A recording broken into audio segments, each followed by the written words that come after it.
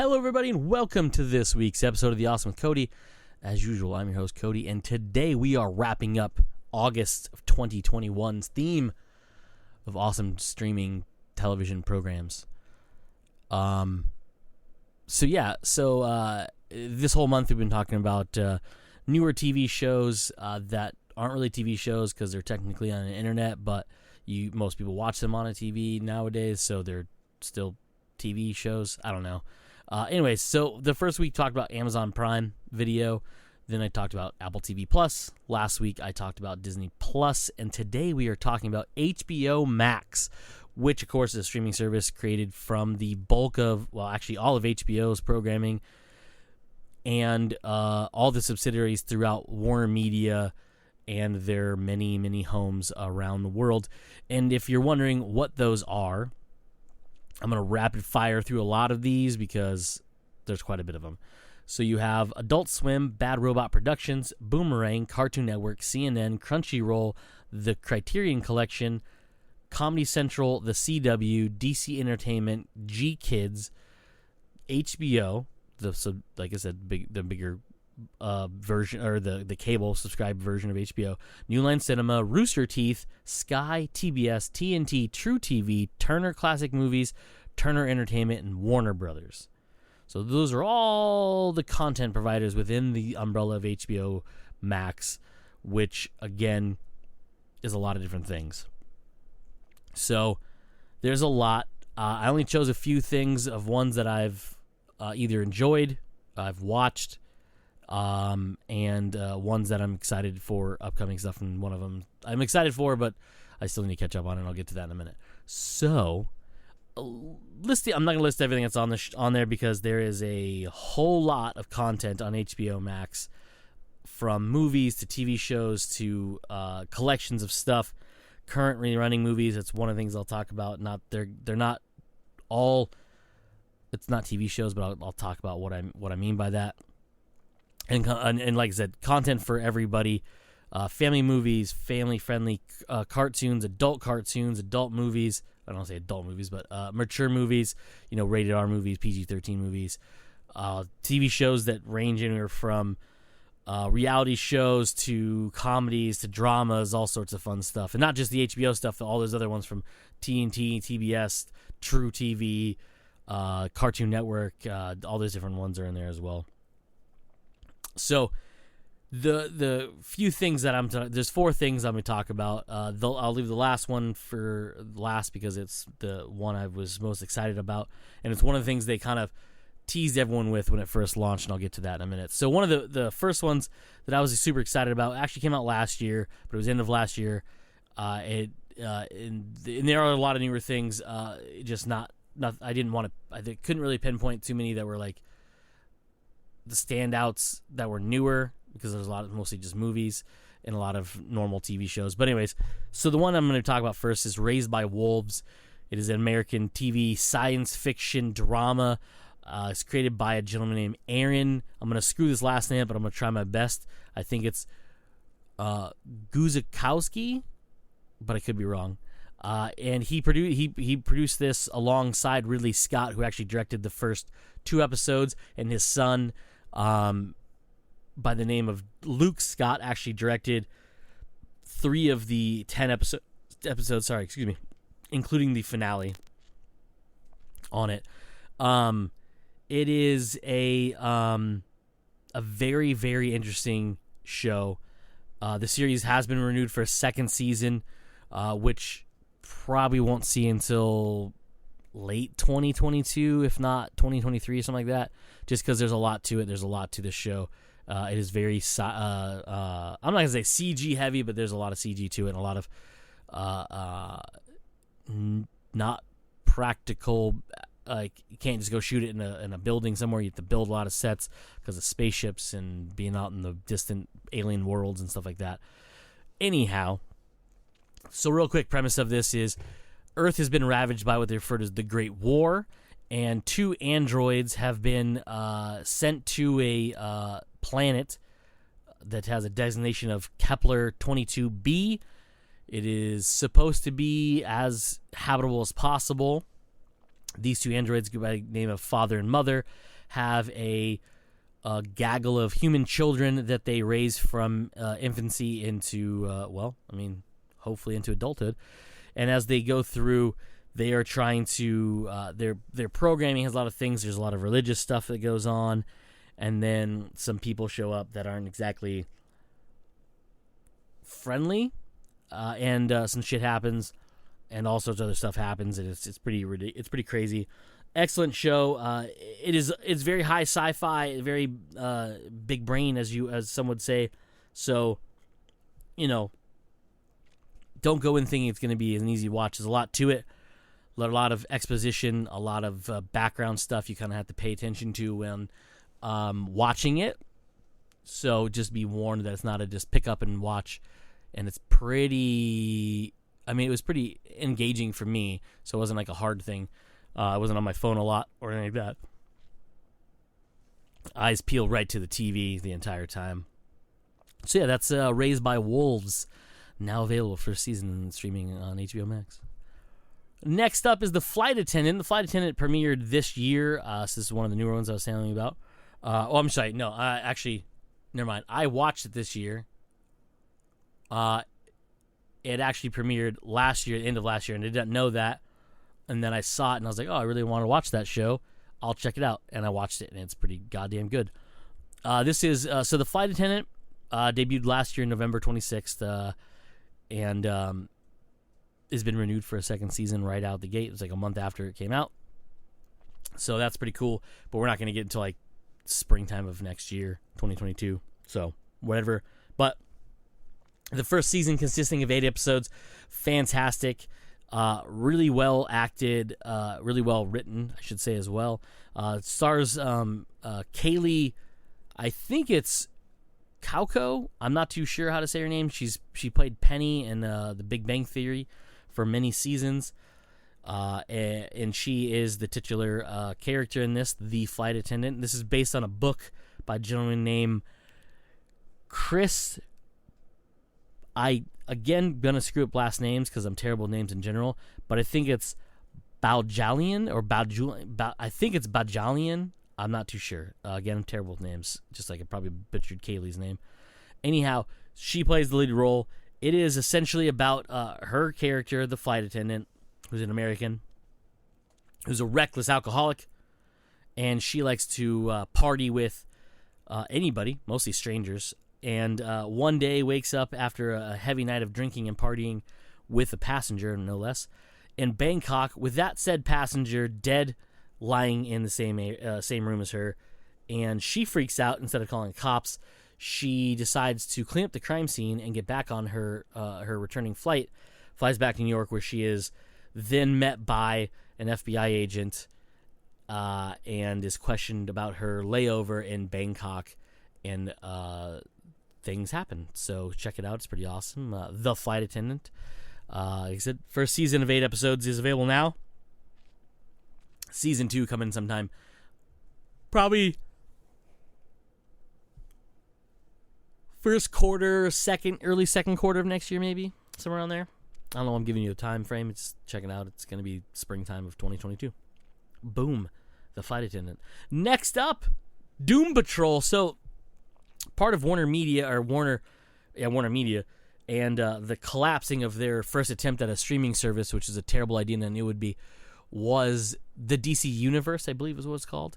And it was a streaming service just dedicated to DC content, which is a terrible idea because I think they rushed a lot of it, but also they didn't really have everything nailed down. Anyways, they promised a lot, did not deliver on all of it. But anyways, that got absorbed and kind of thrown into HBO Max, which is cool because it's a place where you can watch a lot of DC stuff, including most of the newer movies, a lot of returning movies from back in the day, because they're all under the Warner Brothers banner. And of course, TV shows that they created just for it, which I thought at the time was some of them were really terrible choices, and I haven't watched Titans, so I'm not going to be talking about Titans, but I'm talking about Doom Patrol. Doom Patrol is based on a comic book series called Doom Patrol, and it was originally created by a couple different people. Arnold Drake Bob Haney. How do you say his last name? I think it's Haney. Anyhow, and Bruno something or other. I can't think of his last name. Anyhow, I should look that up. But anyways, so Doom Patrol is kind of like a second tier Teen Titans in a way. Includes actually in the show actually has one of the Teen Titans, Victor Stone or Cyborg is actually in it. And it's they are more, how do you put this? They're not as famous or well-known characters, I would say. Some of them are known. Obviously, if you're a comic book reader, you know them. But they're not the A Squad. They're not the B Squad. They're the Doom Patrol. So yeah, that's basically essentially it is a superhero show. The characters in it are B-listers at best. They have an amazing cast of characters in this. You have a character named Jane, who has multiple personalities and multiple abilities actually to do different things. It's pretty interesting the way they do it. It's hard to explain all of it. I'm not going to go through all the characters. She is played by Diane Guerrero. Brendan Fraser actually plays a character named Cliff Steele, who is a cyborg who was created after from a former NASCAR driver whose brain was transplanted into the robotic body after a car crash destroyed his body. You have Timothy Dalton, who plays Chief or the Chief. You have Matt Balmer, who plays Larry the Trainer. Matthew Zuck is really what his character's name is. You have Alan Tudyk, who plays Mr. Nobody. You have, what is his name? Jovan Wade, who plays Vic Stone Cyborg, amongst a bunch of other characters that come in and out of it for the first season or two. I've only watched the first season of this. Actually, first season all the way through. First episode of the second season is actually really good. It's real fun. But it is it was one of those things where it was only on the DC Universe streaming service, and then I got moved to HBO Max, and I watched all of the first season, and I started the second season, never went back to it for whatever reason. I tend to do that sometimes when I binge watch too many things, especially things that are out and there's more. I not when I burnt out, but I watched so much of that I want to watch something else, and so I do that. And I haven't gone back to finish Doom Patrol. But Season 3 will be coming out next month, September 23rd of 2021, exclusively on HBO Max. So that's pretty cool. Enjoyable show quite a bit. If you're into superhero stuff, into sci-fi stuff, into, I'd almost say supernatural stuff, check it out as well, because it's pretty fun. And like I said, I haven't watched Titans. I know Titans is coming back for Season 3 or 4? I don't remember. Actually, I'll tell you right now, because I had it up on the list of things here. That is not the list I was looking at. Hold on. It's right here somewhere nearby. Titans Season 3 just started, I think. Yeah, just started August 12th. So last week as of recording was last week. That show, I wasn't really impressed by the trailer. It looked kind of wonky at first. I actually thought the same thing of Doom Patrol, but Doom Patrol is actually really good, and I'm gonna give Titans a go eventually. I just don't know when. Maybe give it a couple shots for Season 1, and we'll go from there. But anyways, next up, and definitely not least, this actually premiered this year. Premiered earlier this year in March of 2021. March 18th would be the exact date. It has a runtime of 242 minutes. It is Zack Snyder's Justice League. The reason I say it has, it's not a TV show per se, but it's actually like kind of divided into way. And the reason I say that is because the different chapters it has felt like watching a TV show, like binge watching a TV show. It is a consecutive movie, but I actually like the narrative arcs, as they call them, and there's 6 of them, and then there's an epilogue, which there's 7 parts. And I actually like that quite a bit. And it did feel like a TV show. Some of them were longer than others, but it's so good, and like I can't praise this program enough. Mainly because truly, I never thought it was going to happen.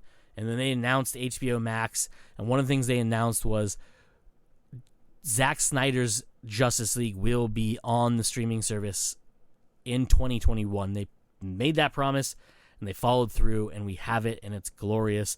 It is what we should have had, but it's also what we could have never had before. They would have never done what they did in this in theaters. And the only shitty part about it is, as of right now, there is no plans to further the storylines in this, which really sucks because they set up a lot of cool stuff. And I kind of wish we could have the 3 parts that, I guess it's the 3rd part that we're not going to get now, because it is of all the stuff that he has done with it. It started with Man of Steel, obviously ended with Justice League. To Zack, this is a trilogy of movies, if I'm not mistaken what he said. You have Batman v Superman, you have Justice League, and then you have had the 3rd one, which I can't remember what he called it, if he had a name, but probably like Nightmare World or something. Anyways, a lot of cool stuff went on in it. I really wish they would have done more with it, or had continued it and bring more of those stories to an end. But it's just amazing what they were allowed to do. Brought people back for reshoots, fixed things that needed to be fixed, actually filmed what was supposed to be filmed, and things like that. And it's just so much fun, and it's gritty, it's dark, it's just like what DC books are like. The tone of it was amazing. If you're thrown off by the aspect ratio, if you watch the trailer, or the fact it's black and white, don't be, because it's not all black and white, by the way. It's just, that's what it looks like, but it is there's color. It's just drastically muted in some places. Anyways, watch it. It's amazing. It's like, how do I put this? It's this uncompromised vision that Zack had, which is really what he was hired for, but then handicapped when it came to it. And unfortunately, the Justice League we got in 2017 wasn't his fault, and that's why his name's on the front of this one. And it unfortunately he had some family issues and a tragedy that happened that pulled him away from the project, and Warner decided to finish it with somebody else, and that somebody else decided to scrap a lot of it, reshoot things that didn't need to be reshooting, and change the narrative of the movie drastically. And if you watch this version, if you've seen the Joss Whedon version from 2017 and you rewatch this one, or even if you haven't seen that one and you watch it, then watch this one. Actually, I would say to do yourself... No, watch it that way. Watch it. So watch the 2017 version first, and then watch this one and understand that this is what we were all expecting, but what you saw first is what we got. And so on and so forth. Just know that there's terrible things that happened that led to us getting what we got in theaters, but knowing what Zack wanted to do with this movie, we would have never gotten it in the theaters no matter what. We would have gotten something similar, probably something better than what we got, but we wouldn't have gotten what we got 3 or 4 years later. And I thank Warner for that, and whoever up high enough and felt the pressure from fans to release the Snyder Cut, known as Scott Snyder's Justice League. And if you don't understand the complexity behind it, I've talked about it with the guys on the main podcast. There's tons of media out there about it, and I really wish there was a documentary that went along with this to show the making of both. I just don't know how much Scott would like to talk about what brought him away from the project, or even if he can talk about what went along with doing the project and leaving the project and coming back to the project, but I would really like to know that just for myself, because there's a hell of a story in there and it's amazing to watch. Anyhow, that's the 4 things I chose for HBO Max. There is a ton more. I and many people probably never cracked the surface of what the hidden iceberg is of HBO Max, just because there is so much in there. Not just, I mean, I've seen a ton of the HBO stuff. Oh, the movie stuff I was talking about. So if you don't know, late in the pandemic of last year, 2020, movie theaters were not open, could not be open for safety of everybody. So people were scrambling to find ways to get movies out for people to watch, for them to make money on, obviously. And so before anybody really knew what the world was going to be like, HBO and Warner Brothers decided they're going to release their entire slate of 2021 movies, starting with Wonder Woman 1984 in December on Christmas Day. They decided we're going to release all these movies day and date, which basically means same day theaters on streaming on HBO Max. So if you have HBO Max, for 31 days, you can stream it as soon as it hits theaters, and then there's an exclusive window where it'll leave HBO Max for an undetermined length of time, which I think is like 3 months, and then it'll come back to the network and you can watch it whenever you want. But theaters then will have a go of after 31 days, as well as video on demand, media, home video release, things like that. And a lot of movie theaters were very upset, which I understand, but a lot of people were very upset, especially creators. But it's the world we live in. They really, really need to know that, like, at one point, this was just to try to get the content out without having to delay it so long and have something to try to drive revenue because they needed to, because they are a movie company, and you can't have movies without theaters, but you also can't have movies without money. So things like that. And I'm not anyone to say it was a good or bad decision. Some of the movies that are on there, I wouldn't have spent money in theaters, so I watched them on HBO Max. Not because I don't believe they were good movies. It's just sometimes there's certain movies I don't want to see. I don't believe I should see in theaters, or don't think I need to see in theaters. And there's some that I do need and that I will not watch outside of that. And things like Suicide Squad, Dune, for example, is another one that I wanted to watch on in theaters before watching it at home. Godzilla vs. Kong, definitely had to see that in theaters first. But things like that. And then there's a whole lot. Mortal Kombat, I actually watched on the network first, liked it a lot, so then I went with my friends to see it in theaters and enjoyed it in theaters as well. Is it a great movie? No. Is it a fun movie? Yes. Am I glad I watched it on HBO Max before the theater? No. It would have been cool to see it in the theater first. I just had the opportunity to watch it at home first, and I was like, I'm going to check this movie. I'm really excited about it. I want to watch it. It was pretty awesome. It's one of those things where, like, it can be watched and enjoyed at home on a nice TV, even without surround sound, and it's really enjoyable, but also really enjoyable on the screen at a movie theater. So, boom, that's it. That's it. I'm wrapping it up for this month, for this week, for today. That's it. Tune in next month where I will be talking most likely about horror movies for the next month, as well as October. And there's different themes for each one, so stay tuned.